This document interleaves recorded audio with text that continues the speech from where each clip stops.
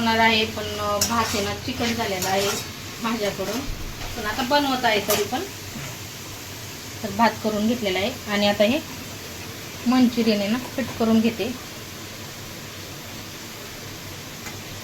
मध्ये लसूण, अद्रक, कांदा, शिमला मिरची, गाजर आणि कोबी टाकलेला आहे.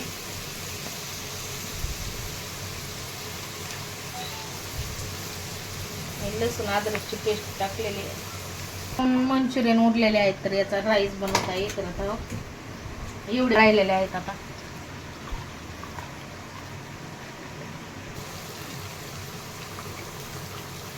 ग्रीन चिल्ली सॉस टाकलेला आहे. हा ग्रीन चिल्ली सॉस टाकलेला आहे. आता हा सोया सॉस टाकत आहे.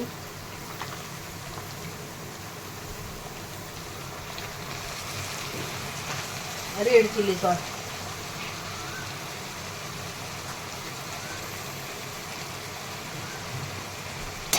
मीठ टाकलेलं आहे चवीनुसार.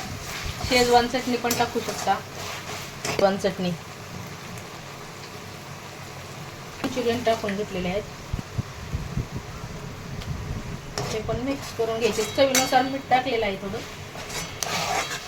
छान मिक्स करून घेतलेलं आहे. आता यामध्ये भात टाकून घेते. शेजवान फ्राईड राईस मसाला. तर हा मसाला आहे ना तिखट लागतो, दुसरा मसाला टाकायची गरज नाही. हिरवी मिरची टाकलेला आहे आणि भात माझ्याकडून आहे ना तिखट झालेला आहे. थोडासा असा मिक्स करून घेते. तर छान परतून घ्यायचं आहे. ना आता हा भात आपला खाण्यासाठी तयार आहे.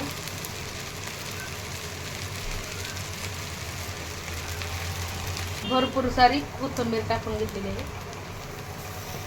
आणि मिक्स करून घेते.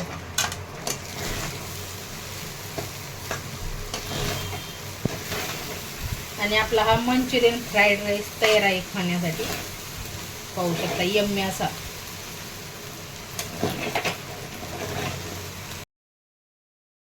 राईस खायला तर चिकट झालेला आहे थोडंसं, पण खायला खूप छान टेस्ट आहे.